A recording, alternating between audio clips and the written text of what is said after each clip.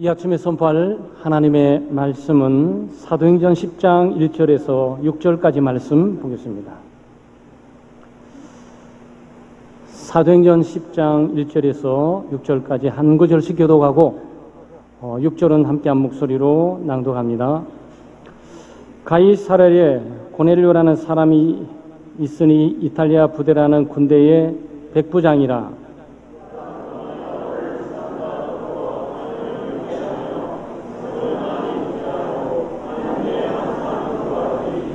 하루는 제9시쯤 되어 환상 중에 밝혀보매 하나님의 사자가 들어와 이르되 고넬료야 하니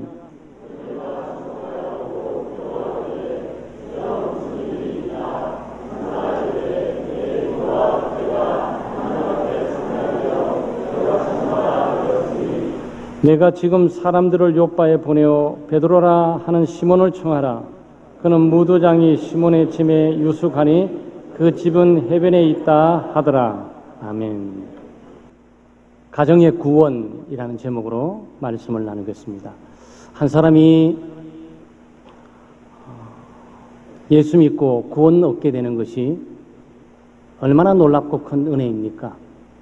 그런데 한 가정이 아빠, 엄마, 자녀들, 그리고 친지들, 고넬료 가정들의 단순히 가족 식구만이 아니고 하인들이나 모두 몽땅 다 포함해서 아마 이 가족 단위로 소개를 하고 있는데 이 모두가 한꺼번에 구원을 받았어요. 참 놀라운 일이죠. 한 영혼이 온 천하보다 귀한데 이 가정 수가 얼마나 되는지는 몰라도 고넬료 모든 가족이 다 구원을 받게 되는 그런 장입니다. 10장이. 사도행전 10장이 그래요. 근데 그 가는 이 절차, 이 과정 가운데 오늘 우리가 첫 관문을 보게 되죠. 고넬료라는 사람이 베드로 사도를 초청해서 예수 그리스도의 복음을 듣고 복음을 들을 때 성령께서 역사해서 믿음을 주시고 그 하나님의 말씀이 믿어지고 그리스도가 믿어져서 온 가족이 성령 세례를 받고 그 다음에 물 세례를 받고 그리고 구원을 받았다는 사건이 바로 사도행전 10장이에요. 이 사건을 통해서 우리 개인적인 한 사람의 구원뿐만 아니고 우리가 함께 소속되어 있는 온 가족, 가정의 구원의 역사가 있기를 기도해야 되겠습니다. 오늘 본문을 통해서 우리가 하나님의 메시지를 들을 수 있다면 첫째는 종교적 열심이나 도덕적인 선행만으로 구원 얻을 수 없습니다. 아마 여러분이 보게 될 때 이 고넬료라는 사람의 사회적인 신분과 지위, 그리고 도덕적이고 윤리적인 삶, 그리고 종교적인 열심 생각하게 되면 이 사람이야말로 구원받은 사람처럼 보여요. 지금 현재 우리가 6절까지 읽게 될 때 이 고넬료와 그 가족은 구원받지 못했습니다. 구원받기 직전 상태예요. 그러니까 예수 믿기 이전에 삶의 모습이 그려져 있어요. 그런데 예수 믿기 전의 삶인데도 우리가 볼 때 예수 믿는 우리보다도 더 잘 사는 것 같아요. 예수 믿는 우리보다 더 도덕적으로 윤리적일 뿐만 아니고 헌신적이고 그 종교적인 열심을 갖고 있는 것처럼 보여요. 그 2절 말씀에 보게 되면 그가 경건하여 온 지방과 더불어 하나님을 경외하며 백성을 많이 구제하고 하나님께 항상 기도하더니 그랬어요. 내용 자체를 보게 되면 이 사람 구원받은 사람처럼 보여요. 이런 사람이 구원받아야지 어떤 사람이 구원받겠어요? 그 무슨 말씀이냐면은 이 사람의 신분 지위는 로마 군인입니다. 로마 군인이지만 로마 군인 가운데서도 장교예요. 장교 가운데서 한 100명의 사병을 거느리고 있는 장교입니다. 아마 로마가 팔레스타인을 지배하고 점령하면서 빌라도 총독을 보내고 이 군대를 보내면서 이 군대 파견된 장교로서 로마 군인 장교로서 지금 팔레스타인이라든지 가이사랴, 요빠 이런 지역을 관할하면서 통치했던 것으로 보여집니다. 사회 신분 지위가 굉장히 높은 사람이에요. 뭐 군인으로서 장교가 아닐지라도 네, 옛날에 일본 사람들이 우리를 지배하게 될 때 평범한 일본인들이라도 한국 사람들을 우습게 보면서 그랬잖아요. 자기보다 못한 민족처럼 말이죠. 그러니까 이 사람이 어떻게 살고 있냐면은 경건하게 살고 또 하나님을 경외했다 그랬어요. 하나님을 경외하고 항상 기도에 힘썼다 그랬어요. 여러분 하나님을 항상 경외하고 계십니까? 하나님께 항상 기도하고 계세요? 그런데 예수 믿지 않는 이 사람이 그렇게 기도 생활을 하고 있어요. 열심을 품고 뿐만 아니고 도덕적으로 윤리적으로 얼마나 착하고 선하게 살 뿐만 아니고 사람들에게 아마 물질이 좀 있었나 봐요. 뭐 로마 장교의 뭐 봉급이 얼마 정도 되는지는 몰라도 그래도 집에 좀 뭔가 있어가지고 있는 걸 풀어서 주변에 어려운 사람들을 계속 구제하고 도왔어요. 근데 이 사람 구원받았습니까? 아니에요. 구원받지 못했어요. 지금 현재적인 상황 가운데 종교적인 열심을 갖고 있을지라도 선행을 행한다 할지라도 다른 사람을 돕고 구제한다 할지라도 열심을 품고 기도하고 있는 것처럼 보일지라도 하나님을 경외하면서 예배하고 있는 것처럼 보일지라도 이 사람은 구원받지 못했습니다. 왜 그렇습니까? 예수 그리스도를 아직 만나지를 못했어요. 예수 그리스도를 믿지 않습니다. 그리스도의 복음을 듣지를 못했어요. 그리스도의 복음 속에 포함되어 있는 예수 그리스도를 바로 구세주로 주님으로 영접하지 않고 있는 상황 가운데 있는 삶이에요. 여러분 얼마나 탁월한 삶입니까? 여기서 말씀하는 메시지는 뭡니까? 사람이 선행을 통해서도 구원 얻을 수가 없다. 도덕적으로 윤리적으로 착하게 바르게 산다 그래서 구원 얻을 수 있는 것이 아니다. 다른 사람들에게 선행을 행하고 구제를 많이 베푼다 그래서 구원을 얻게 되는 것이 아니다. 심지어 종교적인 열심과 열정을 가지고 신께 나가가 열심히 기도한다고 해서 구원 얻을 수 있는 것이 아니다. 구원은 예수 그리스도를 믿음으로 얻게 되는 거예요. 한 번 예수 그리스도의 나를 나의 구세주로 나의 주님으로 믿고 바로 영접하게 될 때 그 사람에게 구원이 임하는 것이죠. 왜 그렇습니까? 로마서 3장 23절 가운데 모든 사람이 죄를 범하였음에 하나님의 영광에 이르지 못하더니 그랬어요.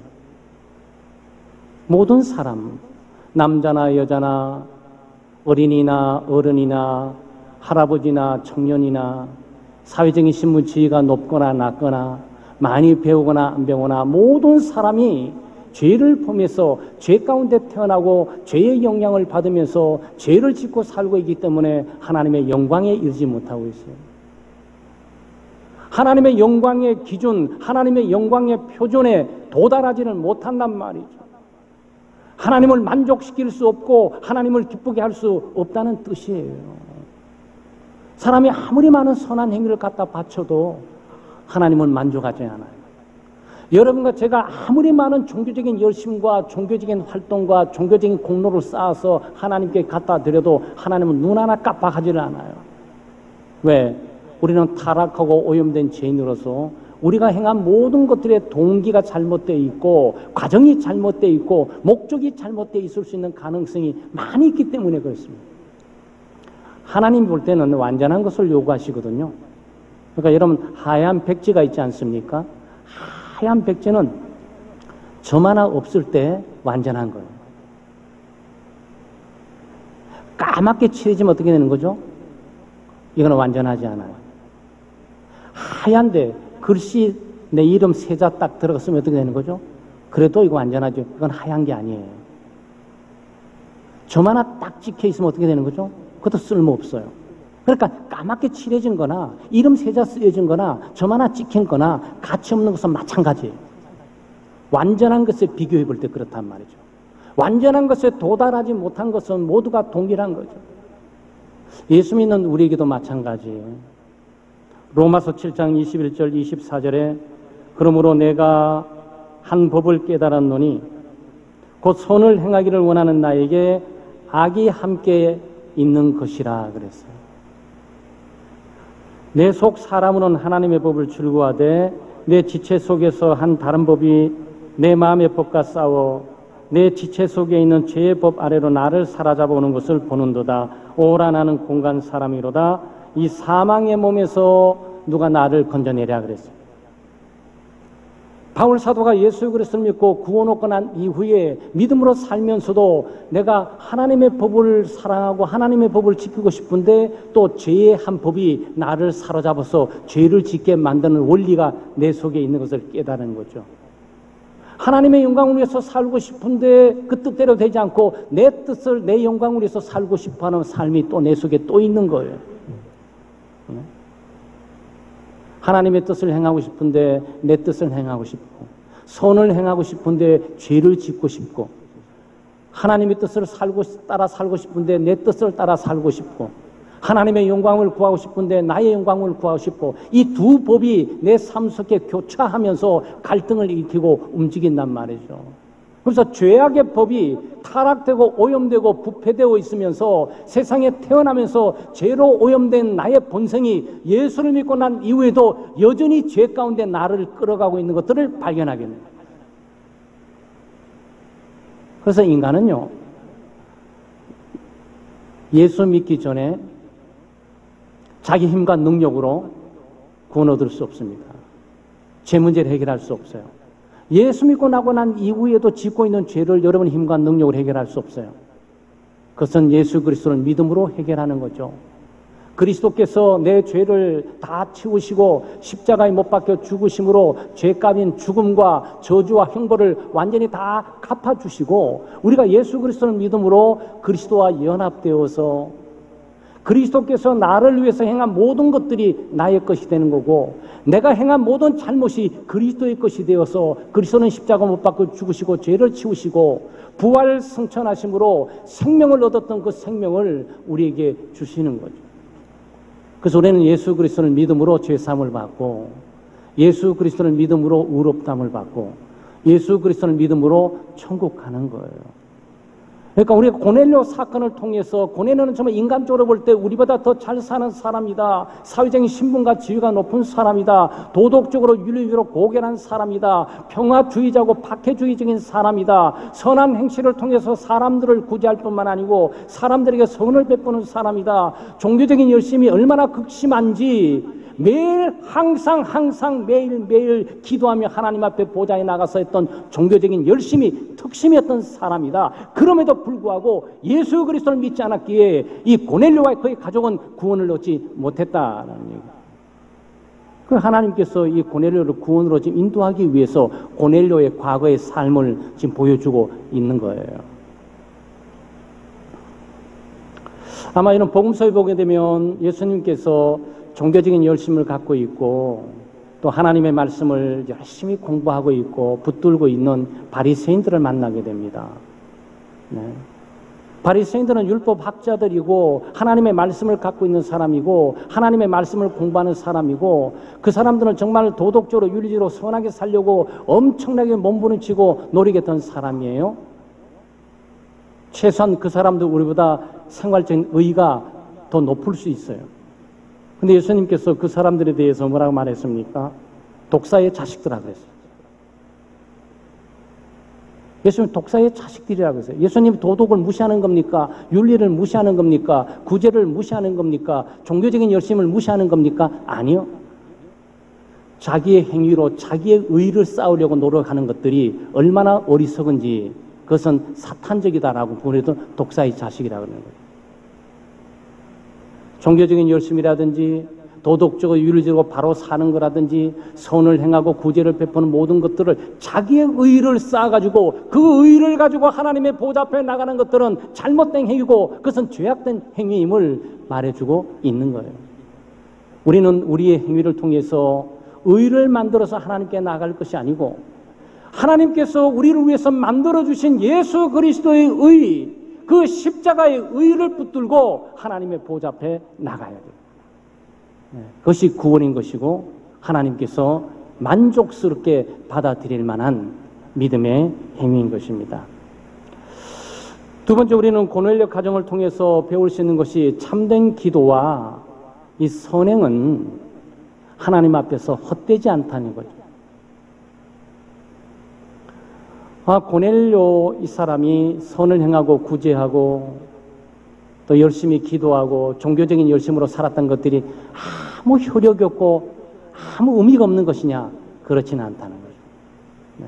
왜냐하면 4절 말씀에 천사가 고넬료에게 이런 말을 했어요.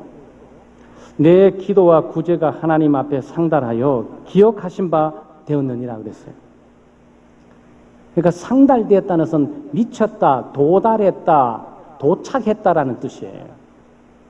그러니까 고넬료는 이 땅에서 선을 행해서 구제를 하고 어려운 사람들을 도와줬어요. 그 도와줬던 어려운 삶의 그 행위, 그 선한 행위가 자꾸 하늘나라에 올라가서 하나님의 보좌, 하나님의 결제받는 것까지 왔다는 거예요.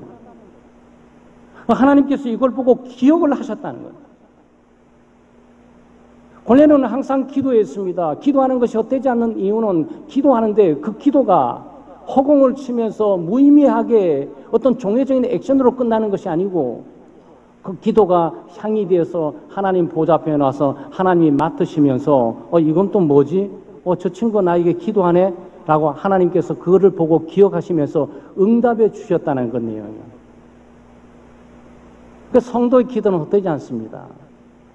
성도의 기도는 반드시 향이 되어서 하나님의 보좌 앞에 올라가도록 되어 있어요.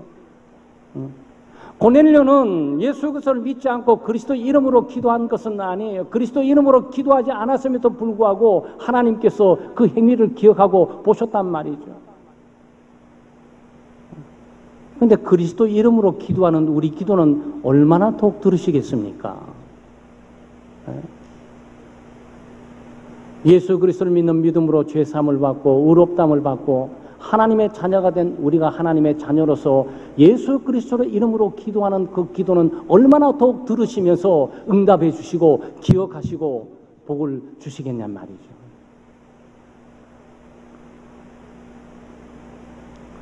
하나님은 고넬료 가정에 기도 응답을 두 가지로 이렇게 해주셨어요. 하나는 천사를 보냄으로 말씀해 주심으로 하나님께서 응답해 주셨습니다. 구원으로 인도해 가는 거죠.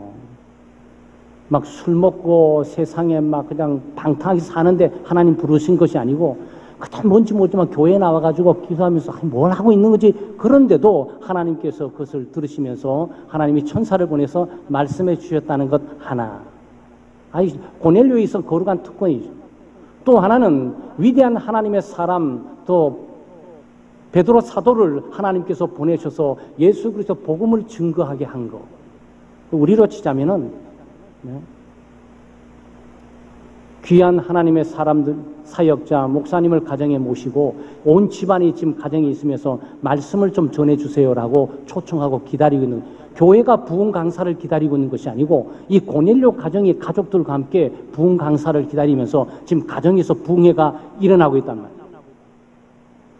하나님께서 천사를 보낼 뿐만 아니고 귀한 주의 종을 보내서 귀한 말씀을 전파하게 하시고 복음을 전파하게 하시고 그리고 그 소리를 듣게 하시고 들음으로 믿음을 얻고 그 믿음으로 구원 얻는 역사가 있도록 하신 거예요. 하나님이 그렇게 인도하셨어요. 하나님은 신실한 기도를 들어주시는 분이세요. 기도는 결코 헛되지가 않습니다. 심지어 탄식하고 한숨 짓던 그 기도 내용마저도 하나님께서 결코 잊지 않고 응답해 주시는 거예요. 창세기 19장에 보면 소돔성이 멸망하게 됩니다. 아주 유명한 사건 아니겠어요? 예수 믿는 사람뿐만 아니고 예수 믿지 않는 사람들의 세계 가운데서도 일어나는 유명한 사건이죠. 소돔과 고모라의 유황불이 내려서 다 멸망해버린 사건. 그런데 아브라함은 믿음의 사람인데 바로 그 소돔이 멸망하지 않도록 기도했어요. 왜냐하면 조카 롯이 그 소돔성에 살고 있기 때문에. 자기 조카 롯이 소돔성에 살고 있으니까 소돔성에 타락하고 방탕하고 죄로 오염 있는 사람들의 멸망과 함께 멸망할까봐 두려워서 하나님께 간구합니다. 소돔성을 멸망하지 말라고. 그런데 소돔성은 10명이 없어서 의인 10명이 없어서 멸망하게 돼요. 아브라함의 기도가 응답되지 않았습니까? 아니에요. 소돔성은 멸망했지만 소돔에 있던 롯과 그 가족들은 구원받았어요. 롯과 그 가족들은 구원받았어요. 하나님의 기도를 응답해 주신 거죠. 멸망하고 타락되고 오염되는 하나님의 심판과 그 정황 속에서도 하나님은 하나님의 백성의 신실한 기도를 들으시고 그 기억하셔서 응답을 내 주신단 말이에요. 우리가 잘 아는 열왕기하 20장의 히스기야 왕의 사건은 유명하지 않습니까? 하나님께서 히스기야 왕에게 이사야 선지자를 보냅니다. 선지자를 보내요. 그러니까 말씀하셔요. 너는 정녕 죽으리라. 하나님의 결정돼서 메시지를 보낸 거예요. 그러니 히스기야 왕이 선지자의 소리를 듣고 이건 하나님의 메시지고 하나님의 명령이구나, 나는 죽는구나 라고 생각하고 하나님의 뜻에 따르겠습니다, 저는 죽겠습니다라고 순순히 그런 것이 아니고 갑자기 벽을 향해 가서 벽을 들이대면서 기도하고 하기 시작합니다. 하나님 살려달라고. 하나님께서 어떻게 하셨어요? 기도를 응답해 주셨어요. 그 기도를 들으셨습니다. 그리고 15년이나 생명을 연장해 주셨어요. 기도는 기적을 일으켜내는 거죠. 하나님의 계획을 바꿔낼 수도 있는 것이고 하나님의 섭리적인 놀라운 뜻들도 바꿔낼 수가 있는 거예요. 하나님의 결정된 뜻은 우리가 바꿀 수 없어요. 하나님의 결정된 뜻은 바꿀 수 없는데 하나님의 섭리가 진행되는 과정 가운데서 그 섭리적인 뜻들을 바꿔낼 수가 있어요. 그게 기도예요. 하나님은 성도의 기도를 신실하게 들으시는 분입니다. 성도들이 예수 그리스도를 통해서 구제하고 선행을 베푸는 모든 것들 일거수일투족을 하나님께서 결코 내버려 두지 않고 보상해 주시고 채워주시는 분이세요. 그 심지어 예수님은 그런 말씀을 하셨겠습니까? 냉수 하나 떠서 소자에게 대접하는 것도 내가 잊지 않겠다고. 여러분, 그러니까 우리가 그리스도 이름으로 산다는 것은 무한한 복이에요. 기도가 뭡니까? 하나님과 교제기도 하고 하나님과 대화기도 하지만 창세전에 하나님께서 교회를 위해서, 창세전에 하나님이 그의 백성을 위해서 예정하고 준비해오는 하나님의 선물을 받는 통로가 기도예요. 여러분, 하나님의 자녀들은 하나님의 무한한 창고와 하나님의 가정에 있는 무한한 복을, 하나님의 것들 누릴 수 있는 특권을 갖고 있습니다. 근데 창세전에 이미 여러분을 선택하고 여러분을 부르시기 전에 하나님께서 이미 결정해 놓은 사항들이에요. 아이가 태어나게 되면 아이의 장애금을 준비해 놓고 아이의 옷을 준비해 놓고 아이의 집도 준비해 놓고 다 준비해 놓은 것처럼 말이에요. 우리 한국에서도 부자도 있잖아요. 태어나고 보니까 수천억 집안에 태어나. 그렇지, 그런 사람이 있잖아요. 그런데 어떻게 하다 보니 하나님의 집에 태어나가지고 하나님의 자녀가 보니까 이 땅에 보이지 않지만 하나님의 집에 있는 모든 것들이 내 거야. 그런데 그게 어떻게 주어지는지 아세요? 기도를 통해서 주어지는 거예요. 만약 이 땅에 하나님의 복과 축복을 누리지 못하고 있다면 기도하지 않았기 때문이에요. 물론 하나님의 섭리적인 뜻과 계획 가운데서 내게 좀 분량과 분복이 있지만 그 분복을 우리가 다 찾지 못하고 죽을 수도 있어요. 그것은 기도하지 않아서는. 왜냐하면 하나님이 일하시는 방식이에요. 너는 하나님의 자녀가 되었고 모든 건 내게 있는 모든 것은 너의 것이야. 그런데 이걸 얻는 방법이 뭔지 알아? 매일 기도를 통해서 하나하나 얻게 돼 있어. 그러니까 열심히 기도하라고, 이거예요. 사랑하는 여러분, 성도는 선을 행할 뿐만 아니고 기도해야 되는데 기도와 선행은 결코 헛되지 않습니다. 고뇌는 예수 그리스도를 깊이 믿지도 않았는데 고뇌는 하나님께서 들으셨어요. 하나님께서 귀를 기울이셨어요. 하나님께서 기억해 주셨어요. 예수를 믿지 않는데도. 하물며 예수를 믿고 하나님의 자녀가 된 하나님의 백성들, 하나님의 자녀가 기도하게 될 때 하나님은 얼마나 더욱더 들어주시고 얼마나 더욱더 응답해 주시겠냔 말이죠. 누가복음 11장에 이 부분들을 예수님께서 말씀하셨어요. 누가 생선을 달라고 하면 뱀을 주겠느냐? 누가? 아마 이런 부모들 가운데 계시는데 우리 부모님들 많으세요. 근데 우리 오늘 자녀들이 아침에 엄마 나 생선 좀 줘. 그런데 얘다 뱀이나 휙 던져버리고 이런 부모 있습니까? 없어요. 굉장히 평범한 상식을 지금 예수 그리스도께서 말씀하고 계시는 거예요. 부모가 자식을 사랑하면서 자식이 생선을 구하는데 뱀을 주는 이런 부모가 있겠냐? 그럴 수는 없다. 당연하지 않냐? 누가 알을 달라고 했는데 정갈을 주겠느냐? 여기 알이라는 게 좀 묘한데 누가 계란을 달라 그러는데 갑자기 정갈, 무서운 정갈, 사막에 사는 정갈 뒤에 꼿꼿이 서서 찍으면 독이 해서 치명적이 죽는 거 그걸 휙 던지면 얘다 이거나 먹어라. 이런 부모가 어디 있겠냐고요.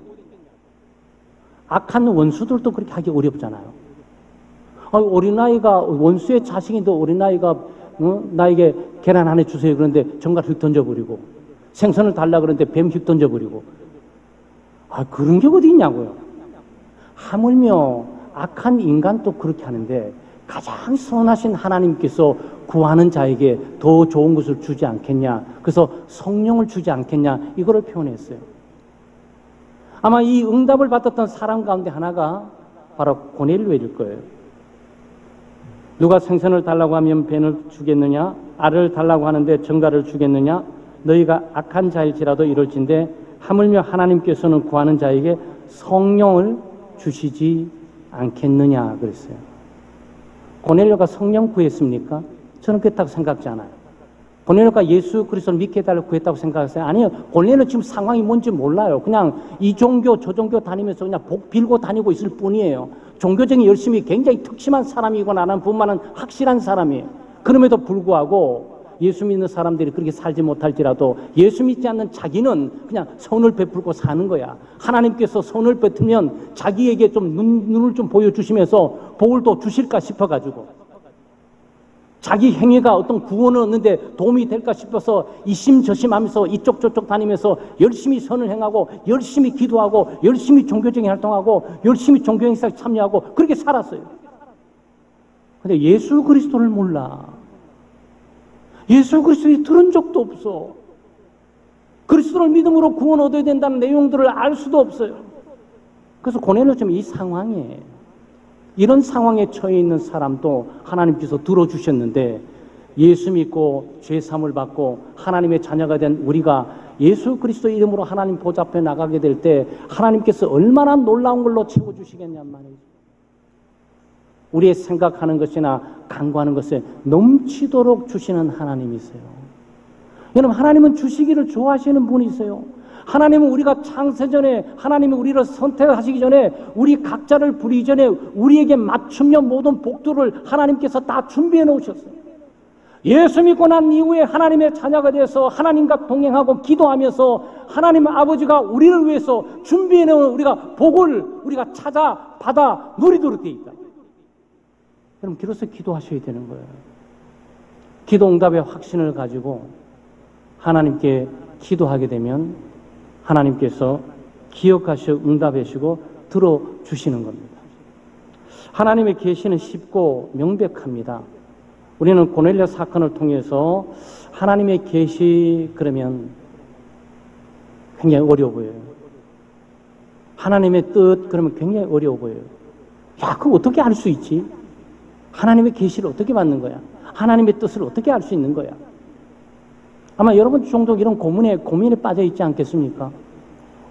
그런데 하나님의 뜻을 알고 하나님의 계시를 받는 것은 어렵지 않습니다. 하나님 오늘 뭐라고 말씀합니까? 천사를 통해서 얘기해요. 천사를 통해 뭘 얘기합니까? 누구를 만나야 되는지를 얘기합니다. 누구를 초청해야 되는지. 고넬료야, 베드로야, 다른 사람 부르지 마. 베드로를 부르더라고요. 베드로, 어디 있어요? 요빠에 있어. 요빠 어디에요? 무두장이 집에 있어. 무두장이 누군데요? 시몬이야. 여러분 뭡니까? 하나님이 이 고넬료에게 말씀하시면서 그의 뜻을 비춰주는데 굉장히 아주 어렵게 해가지고 말이죠. 그럴 줄 알았어. 너 능력이 그 정도 되겠지. 하나님 웃으시면서 말이죠. 좀 골탕 좀 먹었건 내가 또 알려줄게. 이렇게 했습니까? 아니에요. 어디로, 누구에게, 누구의 집에, 뭐하는 사람인지까지도 다 알려줬어요. 이게 무두장이라는 것은 죽은 동물 가죽을 처리하는 사람이에요. 우리 옛날에 좀 100년이나 150년 전에 이 백정이라 그러면 이 짐승을 잡는 사람들인데 그 사람이 굉장히 귀한 사람에도 불구하고 되게 천한 사람이잖아요. 그보다 더 천한 사람이 죽은 동물 껍질 벗겨갖고 가죽으로 살아가는 사람이에요. 그게 무두장이에요.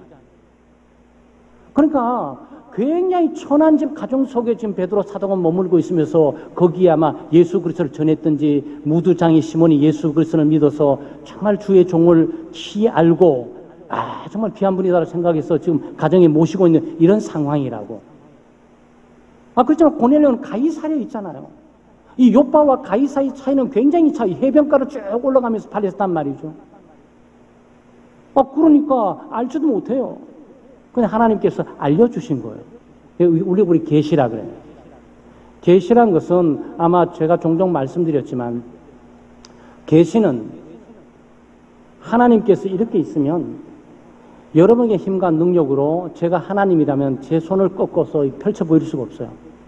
또 제 옆에 접근도 할 수 없어요. 여러분 태양빛에 다가갈수록 여러분 다가가기 전 태양빛에 모든 게 다 녹아버려요. 하나님께 절대 다가갈 수 없어요. 타락되고 오염된 죄인은. 그래서 하나님을 알 수 없는 거예요. 근데 하나님은 우리를 알려주셔야 돼요. 하나님은 우리를 알려주신 것을 계시라 그래요.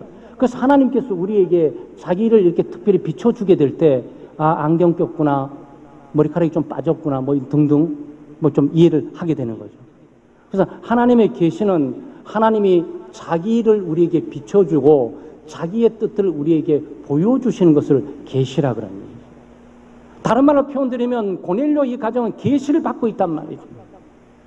하나님께서 보여주시고 말씀해 주신 뜻과 의미들을 깨닫고 그 말씀을 따라 사는 일들에 어려움이 없어요. 이게 뭐 어렵다고 얘기합니까? 아니잖아요. 누구에 가야 됩니까? 베드로에 가야죠. 어디 있습니까? 요빠에 있다. 요빠에 어디 있는가? 시몬의 집에서 시몬은 뭐 하는 사람입니까? 무두장이야. 찾아가. 이거 못 알아들을 사람이 있어요? 그럼 이거 못 알아들을 사람이 있습니까? 하나님의 계시는 신비스럽고 어렵게 찾아오는 게 아니에요. 하나님의 뜻과 하나님의 계시는 우리의 가장 가까이. 하나님의 계시를 받기 위해서 여러분 지리산에 가실 필요도 없고, 네? 깊은 바닷속으로 가실 필요도 없어요. 하나님의 계시는 가깝게 성경 속에 다 들어있어요. 신구약 성경 66권이 하나님의 계시예요. 하나님이 인간에게 말씀하시고 인간에게 나타나시고 인간을 만나주시고 인간을 접촉하는 유일한 수단이 하나님의 계시, 바로 이 성경이에요. 여러분 하나님의 계시를 받기 위해서 매일 책상 위에 올려있는 바로 이걸 펼치셔야 돼요. 이걸 읽으셔야 돼요. 이걸 들으셔야 됩니다. 그럴 때 우리는 하나님을 만나는 거고 하나님의 계시를 접촉하고 있는 거예요. 모든 성경은 하나님의 감동으로 된 것으로 교훈과 책망과 바르게함과 의로 교회가 유익하니 이는 하나님의 사람을 온전케 하며 선한 일을 행하기에 온전케 하려 함이라 그랬어요. 모든 성경, 창세기부터 계시록 끝까지 모든 성경, 모든 장, 모든 구절, 모든 단어, 모든 점 하나하나가 성령에 감동되어 있다고. 성령에 감동되었다는 얘기는 뭡니까? 하나님의 성령께서 이 성경을 쓸 때 이것들을 감동과 감화해서 오류가 없도록, 잘못이 없도록 완전한 하나님의 뜻과 하나님의 내용들을 우리에게 보여주시도록 보존했다는 뜻이에요. 그런데 이 계시가 읽어도 안 보이잖아. 보긴 보아도 보지를 못하고 듣긴 들어도 들려지지가 않아. 그래서 성령의 역사가 필요한 거예요. 성령의 역사가. 모든 성경이 하나님의 감동을, 성령에 감동된 책이기에 성령께서 우리에게 비춰주셔야 돼요. 깜깜한 글씨인데 성령께서 비춰주시면 이게 밝히 보인다고. 네. 그러니까 고넬료는 뭡니까? 고넬료 가운데 성령께서 역사하시는 거죠. 그래서 하나님의 말씀을 듣고 하나님 말씀을 읽을 때 이 성령의 비침이 필요해요. 아무리 IQ 높다 그래가지고 이해되어지는 게 아니에요. 네? 박사학위를 수백 개 갖고 있다 그래가지고 이 성경이 이해되어지는 것이 아니라고. 성경이 이해되어지는 것은 뭡니까? 우리의 이성에 관계되어 있는 것이 아니고, 이성의 능력에 관계되어 있는 것이 아니고, IQ의 높고 낮음에 관계되어 있는 것이 아니고, 성령의 비침, 성령의 조명이 필요합니다. 이거는 하나님의 음성이고 하늘의 음성이기 때문에 우리가 만들어내고 우리가 들을 수 있는 것이 아니고 하나님이 일방적으로 비춰 주셔야 되는 거예요. 그게 뭐죠? 그게 우리가 은혜라고 부릅니다. 아마 여러분 제가 이 설교를 국회 가서 설교하면 예수 믿는 사람 외에 이거 알아들을 사람 아무도 없어요. 대정부 질문 가운데서 대정부 설교를 하면서 전 국민 앞에 설교하면 예수 믿는 사람 이외에 누구도 이 지금 설교한 것들 알아들을 수가 없다고. 만약 그가 알아듣죠? 성령께서 역사하시게 되면 이 말이 들려지는 거예요. 이 말이 이해되어지는 거고 깨달아지는 거고 분명해지는 거고 쉬워지는 거고 명백해지는 거죠. 사랑하는 여러분, 하나님의 말씀은 쉬운 거예요. 어렵다는 선입관념을 버리셔야 돼요. 여러분 설교 들으면서 교회 오게 될 때 목사님 설교가 어렵다 그러죠? 설교가 어려워서 그런 게 아니에요. 내용을 잘못 전달해서 그런 것이 아니에요. 듣는 사람들이 자기가 가지고 있는 선입관념과 편견, 또 고집들, 불신과 불신앙, 무관심, 이 자세가 바뀌어져야 돼요. 학교 공부도 마찬가지 아니겠습니까? 공부하는 아이들의 눈빛이 틀리잖아요. 벌써 공부하기 오기 전에 벌써 이미 공부할 마음을 딱 가지고 오늘 뭘 배워야 되겠다 하는 배우려는 열망을 가지고 배우게 되면 반드시 기록하고 다음 시험을 준비해달라고 해서 여기 앉아가지고 말이죠. 눈 하나 깜빡가지고 선생님이 칠판 쓰는 거 하나하나 다 따라가잖아요. 이미 들어오면서 공부하기 싫어가지고 딱 들어오면 더 뒤에 탁탁 앉으면서 들어올 때부터 듣고 싶지가 않았던 거야. 원래부터 이 강단에 들어와서 공부하고 싶지 않는 상황 가운데 들어와 앉아있기 때문에 아무리 명강의를 해도 그가 뭘 말하는지를 모르는 거예요. 여러분 설교도 마찬가지예요. 설교도요. 설교자가 이 설교 한번 하기 위해서 일주일 동안 무심 애를 쓰고 고심하면서 준비하고 시간을 넣어서 합니다. 근데 값없이 들어요? 그럴 수 없어요. 최소한 설교자 정도는 아닐지라도 설교를 듣고 싶어하는 마음, 그 내용이 나와 어떤 관계가 있냐는 관심을 갖고 집중하는 마음, 그리고 하나님 말씀이 깨달아지면 나는 정말 그 말씀대로 살고 싶어, 이런 열정을 갖고 듣게 될 때 하나님이 그 마음을 열어서 성경을 비춰주시는 거예요. 이게 중요한 겁니다, 여러분. 사랑하는 여러분, 고넬료는 그런 사람이에요. 왜 그런지 아십니까?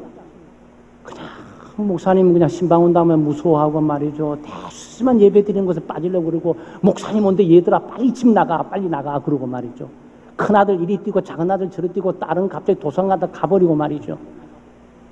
근데 여긴 그렇지 않잖아요. 전부 기다려. 하나님의 말씀을 가지고 올 거야. 우리는 그 말씀을 들어야 돼.